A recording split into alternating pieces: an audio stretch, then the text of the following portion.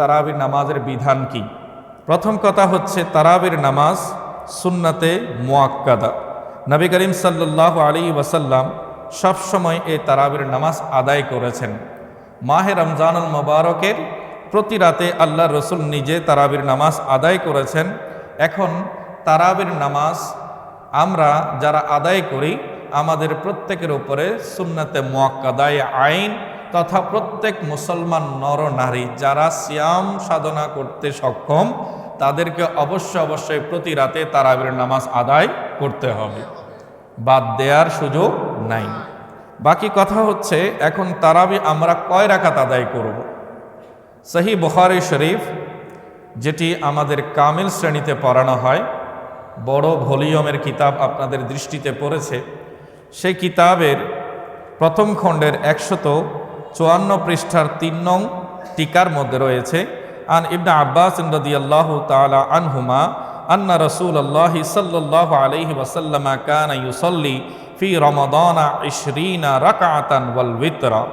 হাদিসটি ইমাম আবু ইবনে আবি শাইবা তার মুসান্নাফের মধ্যে দ্বিতীয় খণ্ডে 164 পৃষ্ঠায় এবং ইমাম বাইহাকি তার আসসুনানুল কুবরার মধ্যে দ্বিতীয় খণ্ডের 698 পৃষ্ঠায় এবং ইমাম তাবরানি তার আল মুআজ্জামুল কাবীরের 11 খণ্ডের 393 পৃষ্ঠার মধ্যে বর্ণনা করেছেন।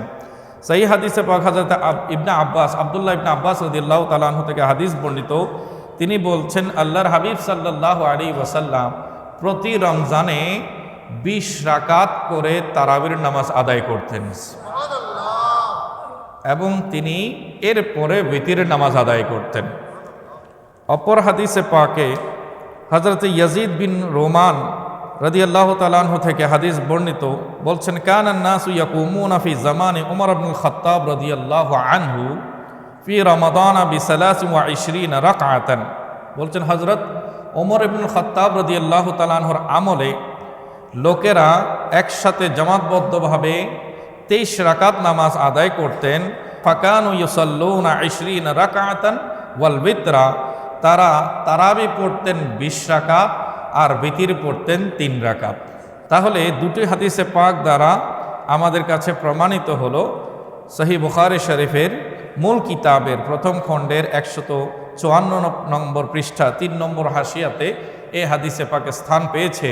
দুই হাদিস দ্বারা প্রমাণিত নবীজির আমলও 20 রাকাত, সাহাবীদের আমলও 20 রাকাত। তাই আমরা তারাবি পড়ব কয় রাকাত? 20 রাকাত। এখানে কমিয়ে ফেলার কোনো সুযোগ নাই। এবং বিবেকও তাই বলে, বিশেষ করে আমরা সারা দিনে ফরজ এবং ওয়াজিব নামাজ আদায় করি 20 রাকাত। আপনি ফজরের নামাজে ফরজ নামাজ আদায় করেন 2 রাকাত, জোহরে 4 রাকাত, তাহলে 6 রাকাত হলো। এরপরে আসরে 4 রাকাত, তাহলে কত হলো? 10 রাকাত। মাগরিবে 3 রাকাত, কত হলো? 13 রাকাত। এশাতে 4 রাকাত, 17 রাকাত। বিতিরের নামাজ 3 রাকাত, সর্বমোট কত? 20 রাকাত। তাহলে প্রতিদিনের ফরজ এবং ওয়াজিব নামাজ হচ্ছে 20 রাকাত।